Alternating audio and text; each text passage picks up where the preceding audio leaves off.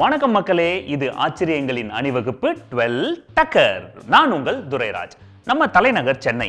இங்க நிறைய ஏரியாக்கள் இருக்குங்க. ஒவ்வொரு ஏரியாக்கள் பேரை கேட்டா சில இது ஃபேன்சியா இருக்கும், சில ஏரியாக்களோட பேர் வந்து சிரிப்பு வரும். ஆனா ஒவ்வொரு ஏரியாவோட பேருக்கு பின்னாடியும் ஒரு கதை இருக்குங்க. அப்படிப்பட்ட 12 டக்கரான தகவல்கள் உங்களுக்காக. அம்பத்தூர், அதாவது 108 சக்தி தலங்களை லிஸ்ட் அவுட் பண்ணும்போது அந்த லிஸ்ட்ல இந்த ஊர் 51வது பிளேஸ்ல இருந்திருக்குங்க.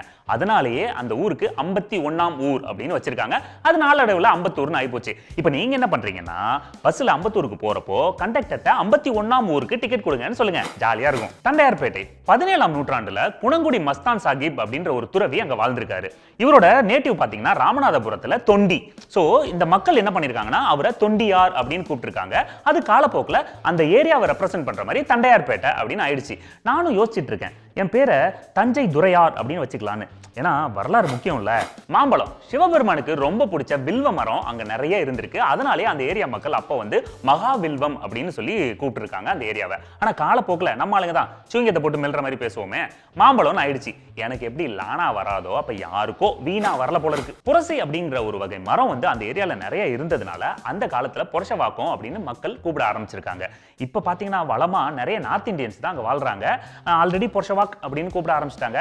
காலப்போக்கில் புரசவாக்கம் புரசவாக் அப்படின்னு ஆயிடும். Avadi, armoured vehicle and depot of India, இதோட சுருக்கம் தாங்க ஆவடி. இந்த இடத்துல தான் ராணுவத்துக்கு தேவையான எக்யூப்மெண்ட்ஸ்லாம் தயாரிக்கிறாங்க.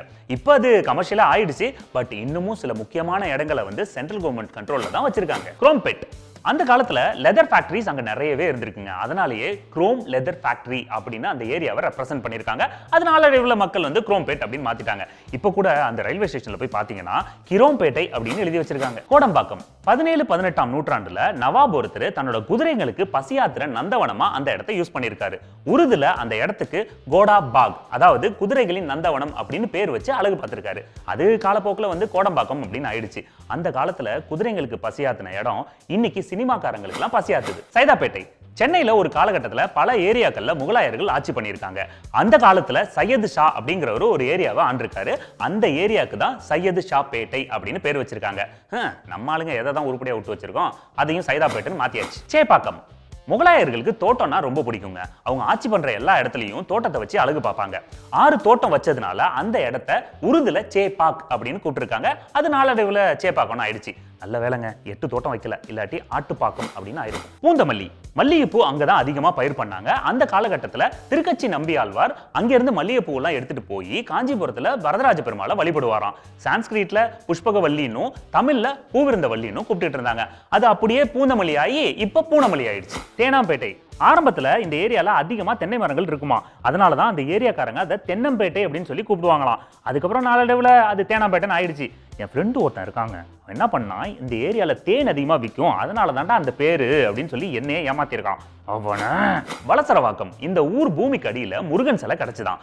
இந்த ஊர்ல தான் வள்ளியும் முருகனும் சேர்ந்தாங்க அப்படின்னு ஒரு தகவலும் இருக்கு. சோ அந்த ஊருக்கு ஃபர்ஸ்ட் வள்ளிச்சேரி பாக்கம் அப்படின்னு பேர் வச்சிருக்காங்க. நாளடைவுல அப்படியே வலசரவாக்கம்னு ஆயிடுச்சு. ஓகே மக்களே, நான் இப்ப டாடா சொல்றேன். இது ஆச்சரியங்களின் அணிவகுப்பு 12 டக்கர். நான் உங்கள் துரைராஜ்.